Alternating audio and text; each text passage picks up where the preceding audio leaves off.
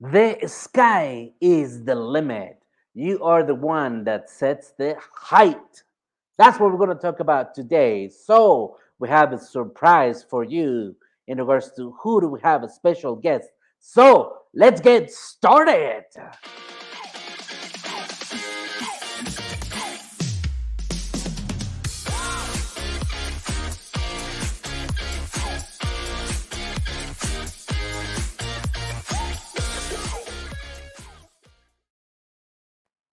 Today, special guest is actually a VIP that we have here today. She is a woman with passion, dedication, high morale, and a never ending desire to help others. You already know her, but let me just tell you a little bit more about her. In 2005, she was appointed as the first director for the State Office of Ethnic Affairs. In this position, she oversaw the directors of Asian, Black, Hispanic, Latino, and Pacific Islander affairs. She also worked as vice president for Science Bank, representing Science Bank in community and business relationships across the state of Utah and Idaho. She was the Chief Operations Officer at MyCare Network, a Utah based healthcare startup focused on innovative solutions to care management. She has the vast experience as business and political consultant, focusing on strategy and government relations for business and nonprofit projects and organizations. She currently serves on the boards of Primary Children's Hospitals, Days of 47 Rodeo Health Center Theater. Uh, she has made a difference on providing help for the community on areas such as health, environment, schooling, parents' rights, minority rights, work and legal opportunities, women's rights, children's medical care, etc., etc., etc., ladies and gentlemen.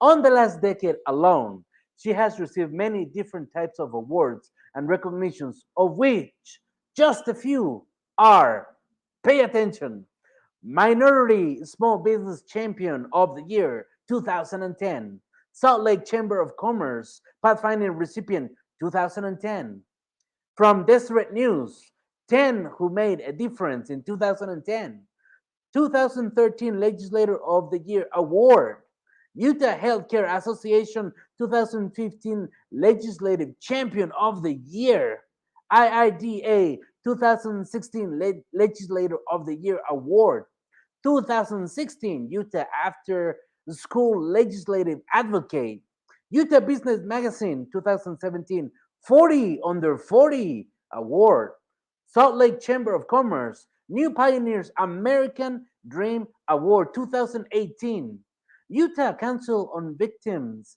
of Crime Legislator of the Year Award 2018, Nurse Family Partnership Force for Good Public Policy Award 2018, from the University of Utah College of Social and Behavioral Science Distinguished Alumni 2018, Utah Children's Service Society Child Advocate of the Year 2019, from Utah Medical Association Distinguished Legislative Service 2019 Award, Utah Infertility Resource Center Board Choice Award 2020.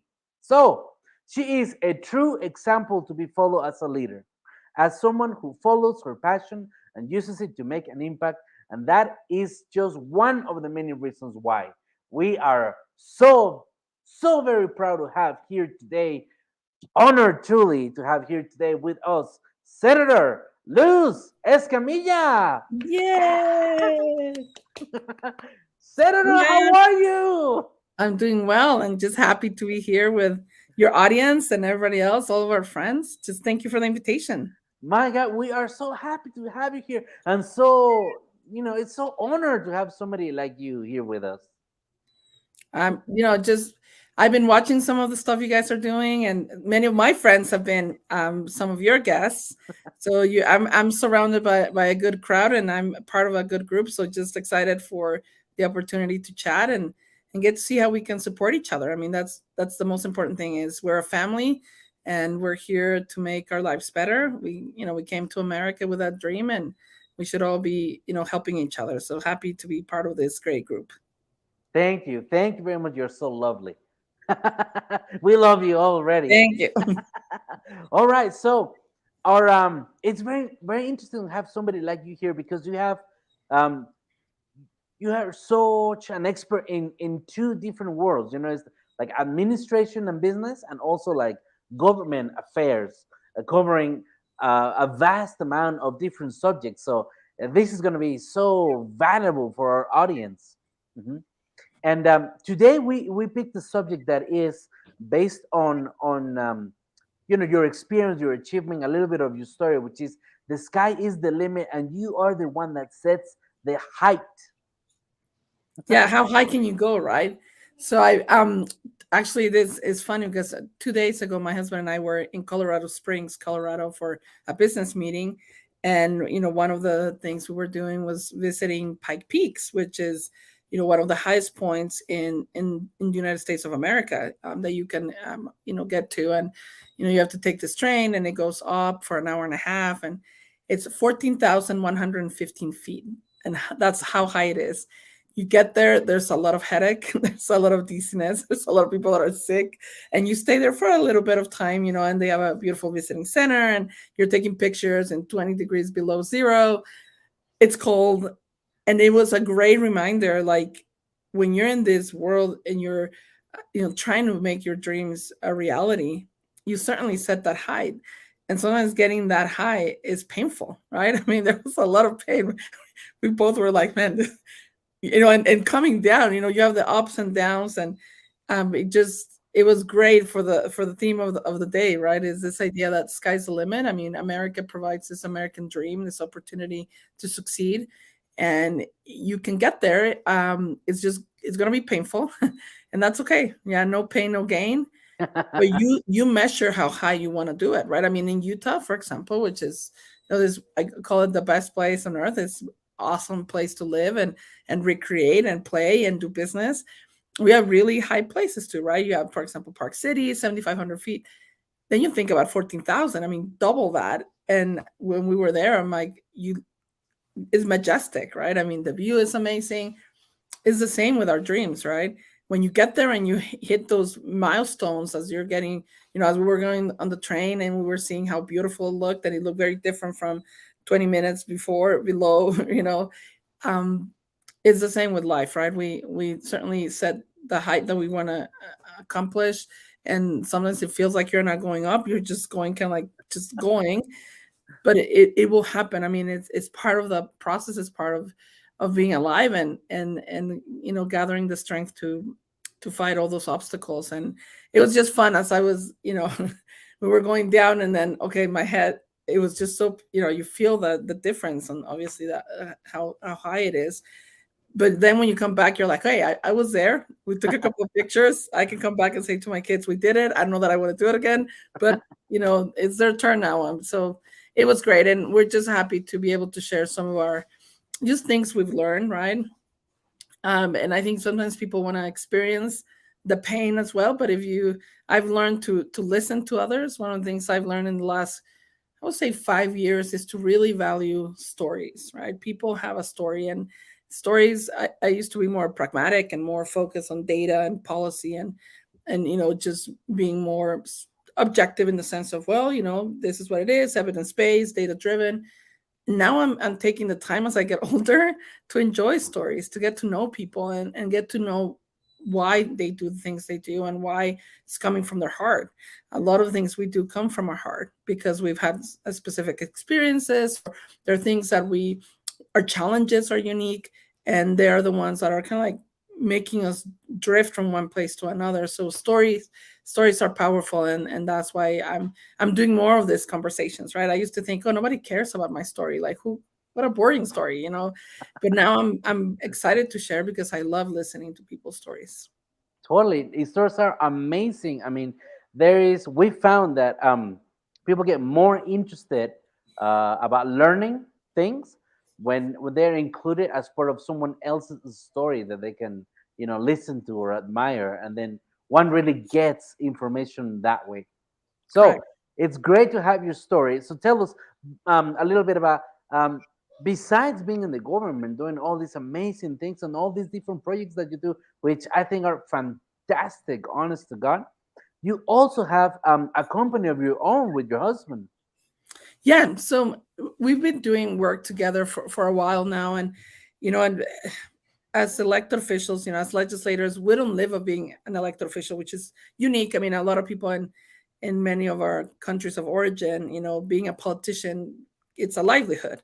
It's not here, especially for local and state government. Maybe at the federal level, you have to do it 100% full time, and I think maybe the salary allows maybe for more flexibility. In state government, it doesn't work like that, right? I mean, it's almost like a stipend, and it's really public service. I mean, I've learned that I don't care who you are and where your political affiliation is, or even your ideology. I have tons of respect for people that put their name on a ballot and put themselves out there, and they sacrifice. I mean, not only do they sacrifice work, right? Because they could be making more money, potentially for sure, more money in the workforce, but also their family and their privacy and other stuff. So both my husband and I I've been elected. I mean, my husband was a city council member, a mayor, and a legislator himself in Arizona, elected at 19. I mean, very young. And I've been in the Senate now for 14 years. So we both come from this very public service oriented background, and it's part of who we are. It's part of who our family is. It's very unique to our family and how we function.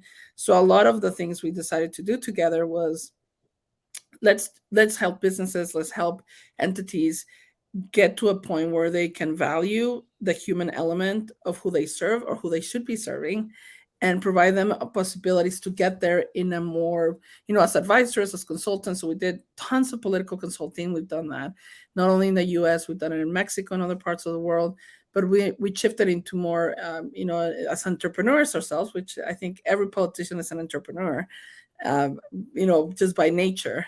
Yeah. We decided to merge into other business, platforms and areas. We've been in the healthcare industry, we've been in personal injury industry. Now we're in technology. We're really focusing on customer experience and helping our clients get to a point where they can integrate customer experience to that amazing level that's available with technology, and having the tools to get them to succeed. So that's what we do. And so we have, we actually also have a small clinic, Clínica Mi Salud, very focused on nuestra comunidad hispana, our that are uninsured or underinsured, and they don't have access to healthcare, where they can have primary care healthcare and build a home care. So Clínica Mi Salud está diseñada para eso. It's designed for those individuals. So we have it. It's a little tiny clinic in West Valley City, and we did it because we wanted to help our community. And we also have our other bigger business, which is Escatech Solutions. Like I said, focusing more on CX and customer experience. That's fantastic. And what has been your experience in regards to like the key to being able to work on like your companies at the same time that you're serving the As a community? legislator, I mean, look, I so not there's not a silver bullet solution. That's probably the biggest thing, is to manage to separate those two, right? Because, and by the way, I always have people say, "Oh, well, there's a conflict of interest." Absolutely. We actually have by law in the state of Utah to disclose our conflict of interest. So if you go right now, you can see, in our conflict of interest, forms, all of our employments, our spouses' employments, what we own and don't own, because we are what we call a citizen legislature. So you can have full-time legislature like California does, right? Obviously, they're a gigantic economy, one of the largest economies in the world alone. But the state of Utah is 3.2 million people. It's a $27 billion budget, but we're a small state compared to a California or Texas.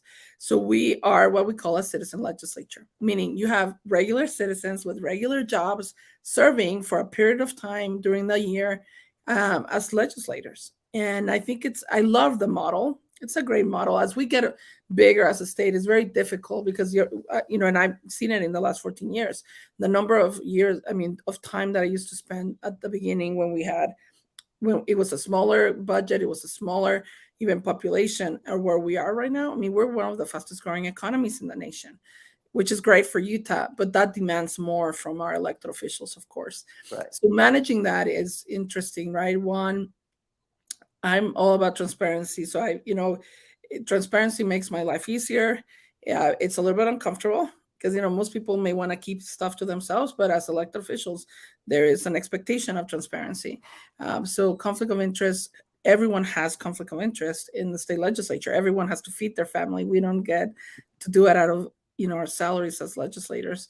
So there's full disclosure, and I think the public knows. I mean, the public knows I come from banking experience. I mean, I was with Science Bank for 14 years as a VP. I had my own entrepreneurs and businesses on my own.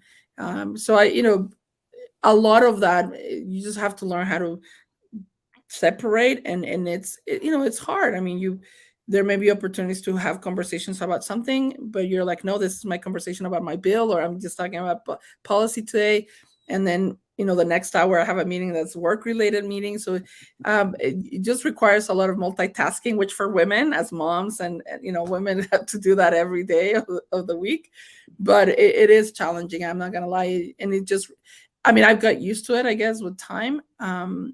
But the biggest challenge for me is having two different phones, two different multiple email accounts, multiple calendars, and you just have to live like that. A lot of people say, why do you have two phones? I'm like, it's like, you can just have one phone. I'm like, yeah, but there's a phone that's government owned, and then there's my phone that I pay, that are part of my business, and so forth. So yeah, it just takes some logistical, I guess, things that you guys may take for granted, that you don't have to do those two things in order to keep them separate.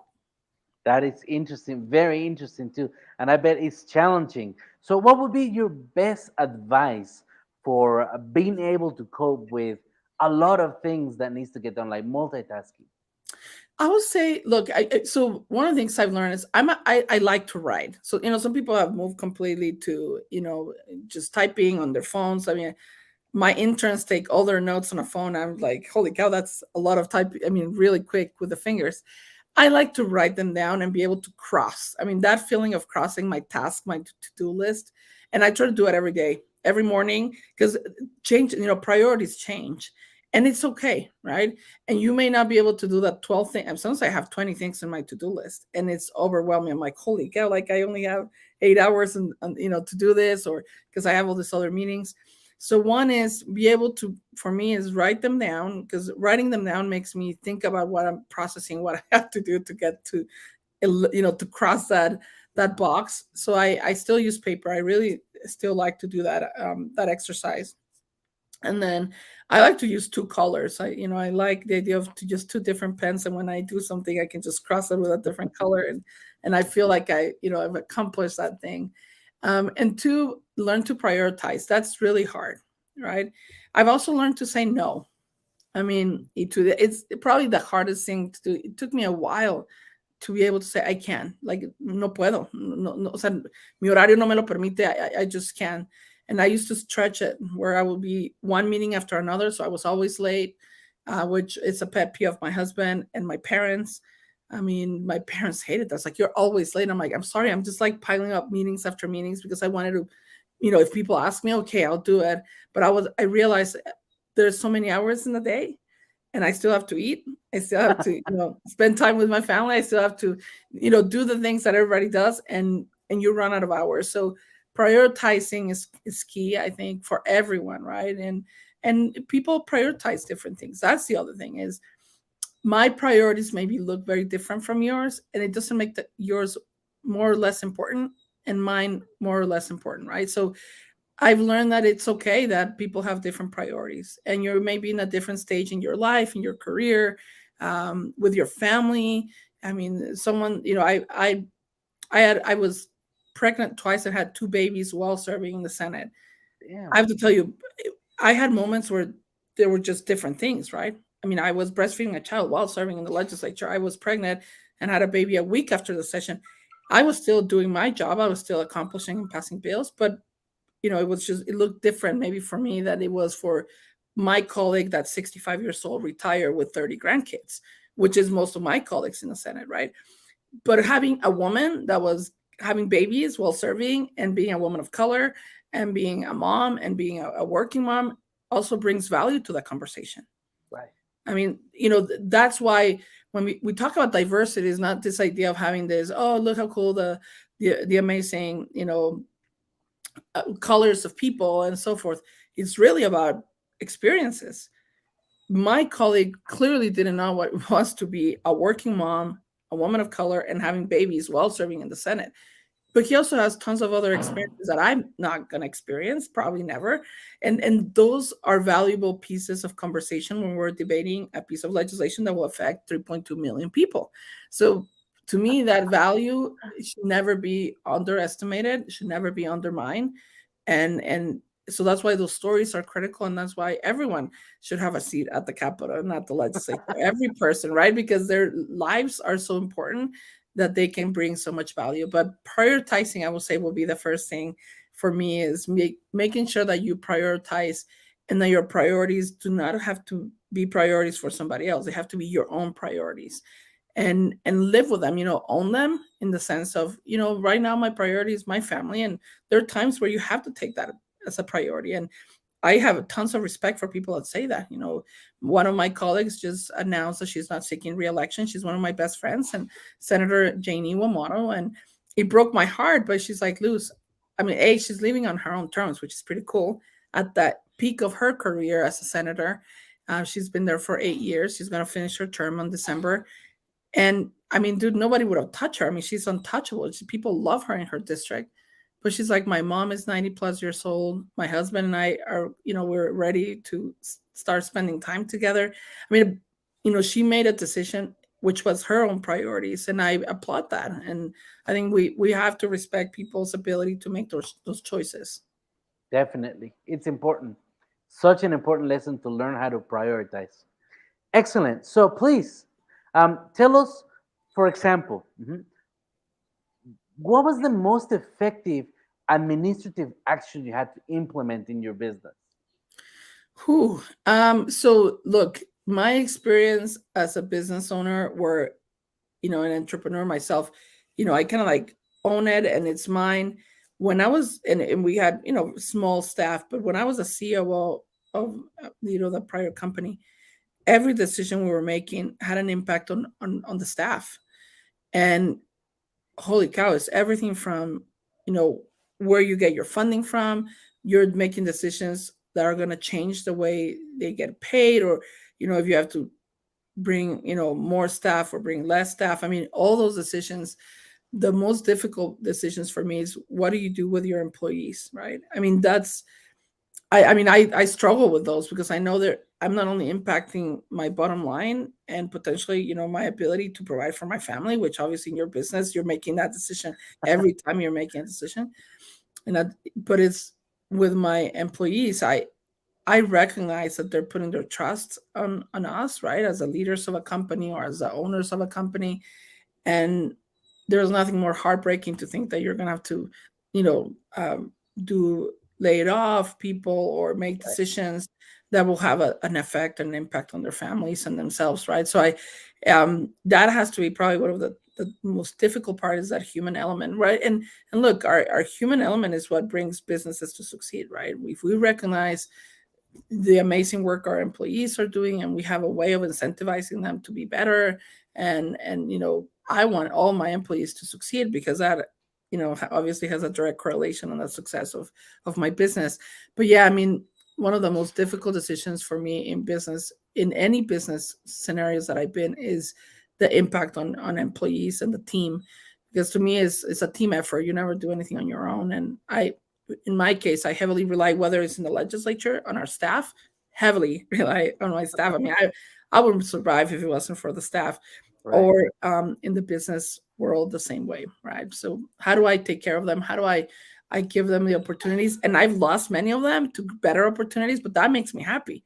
I mean, when I see many of my interns or many of the people that work for me that are now succeeding, and they come back and say, "Hey, thank you for that letter of recommendation. Thank you for the phone call. Thank you for encouraging me to apply to a better job and a better position." I'm like, absolutely. If it wasn't for people that gave me those opportunities and opened those doors, I wouldn't be where I am. So my Nice. goal is to be that type of person for many, especially younger people that are coming, and they're still trying to find what they want to do. Nice. Such a warm heart that you have. That's great. Excellent. So here's our last question. Mhm. If you could go back in time, mhm, what advice would you give your younger self from when you were starting your business career? Uh, um, I so the advice I will give myself 15, 20 years ago, maybe. I mean, maybe 20 years ago, at a young 20-year-old, myself will be to love myself more. I mean, to really just, Wow. because we're so hard on ourselves. I think, como mexicanos, como latinas, las mujeres somos muy, muy duras con nosotras mismas. I think we are probably our biggest critics. And I wish I could have been a little bit nicer to myself, maybe, and just say, look, I mean, it's gonna be okay. And I felt like I was never succeeding. I was like, I'm not doing enough. Um, as a new immigrant, because I was born and raised in Mexico, and being the first one in mi familia to come to this country, I felt this huge weight of responsibility, right? I mean, we all think now about Encanto and all those characters that we all I know bring us a little bit of early childhood trauma and so forth. But really, I mean, todos somos la Luisa de nuestras familias, ¿no? De alguna manera.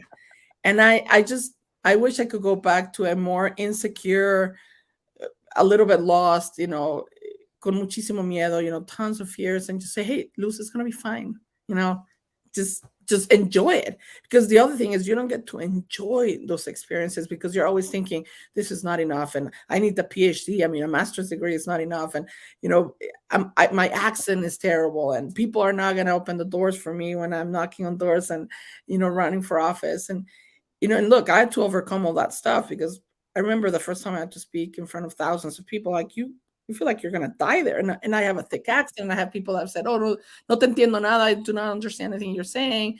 And I'm like, "Well, let me try it in French." They don't understand French either, So, I mean, I wish I could have just been a little bit nicer to myself and be like, it's okay, and a big hug, um, and things are gonna turn out okay, right? Whatever it is, it really does turn out to be okay. And look, the biggest challenge is having health, right? I mean, estamos aquí, bendecidos de estar poder vivir y disfrutar de muchas cosas. I wish, and I tell that to my kids, right? I mean, I have teenagers, we have adult kids, we have little kids. Just be happy. I mean, life is short, and you never know. I mean, there's this really odd situation sometimes that you face that every minute, every time that you get to say I love you and hug and just compliment each other, I think it's just more power to you. Mhm. It's about building, empowering people through love and appreciation, and we should empower ourselves and love ourselves, and kind of like set the examples with ourselves as we tend to want to do it with other people as well. Excellent. Yes, definitely. I probably would give that same advice to myself if I could go back in time. Yeah, Just don't be so hard on right. yourself. It's okay. I Take know it it's easy. You're brutal. always rushing to the next thing. To the next. Yeah, you don't even get to enjoy, like, pause. I mean, you were reading all those awards, and in my head, I'm like, oh, snap. Like, oh, I remember that. I haven't even got a chance to go back and be like, oh my goodness, like, why did I get that award with, the Infertility Resource Center or IDA? I mean, after school programs. Oh, yes, I run all this legislation. I got all this funding for them. I'm like, because I wanted to help kids, because I wanted, I remember it was so interesting. I was presenting with this other senator, and we've been together. He's been there in the Senate for, yeah, he's 10 years in the Senate. I didn't realize it was almost the same. And he said, I remember the first time I met Senator Escamilla, and what she was talking about was she was running a bill for having kids have their eyes checked in kindergarten to third grade. And he's like, I remember being like, why? I mean, who cares? Have the parents take them to the doctor. And just I mean, literally, we're in this meeting. It's super odd, and he talks about how my the way I presented my bill and the way I talked about helping children be able to get their eyes checked, because it not only had an impact on that kid, but it was going to be more expensive to have special ed. We can fix these issues at an early age for these kiddos, and it's like it totally changed my point of view on social services because of Senator Escamilla. And we've been colleagues for 10+ years, and I didn't realize it was that conversation. I'm like, I didn't even realize you were listening to my bill and at one of the committees. And it's like, yeah, it's like, it's people like her. We're in different parties and different caucuses, but it's like, I respect that she has this passion for children. And, it's been a lot of what I've done is children, healthcare is a bill I've been working out for years. And I'm hoping the 5th year is the charm. And I was this close this year, but to covering all kiddos, including children that are out of status, that's tough. But I'm almost positive, almost 100% positive it's going to happen in Utah. And at that point, then I can just go back and then give me a big hug, because I want to make sure children have access to care. So that's kind of like my priority right now to get this done. Fantastic. I'm sure you're going to succeed on this as well as everything else you have, because you have such a warm heart, such passion. You speak with such passion, and so what's it called? Like, it's you.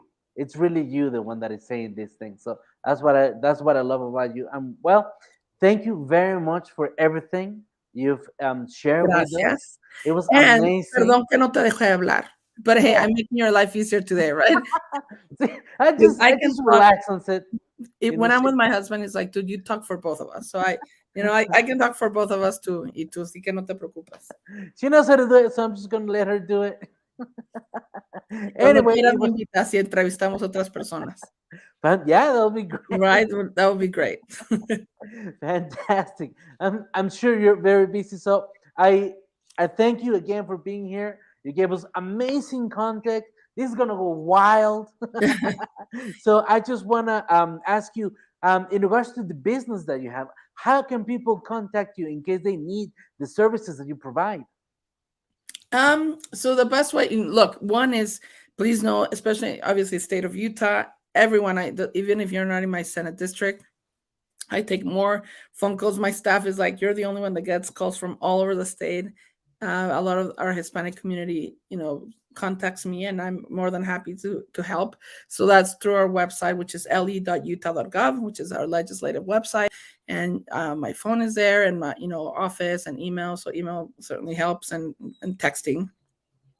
And certainly feel free to go to escatechsolutions.com, and that's where we are. And just excited to be able to chat with people. I mean, my thing is, I mean, I'm at a point in my life where I just want to help people bring solutions and find them together. Because every time I have a case study, like a story of someone that succeeds and things go well, I'm like, oh man, like we made it together. It's a team effort. So thank you so much for this platform, for allowing me to chat with you. And I've seen some of the work you guys are doing.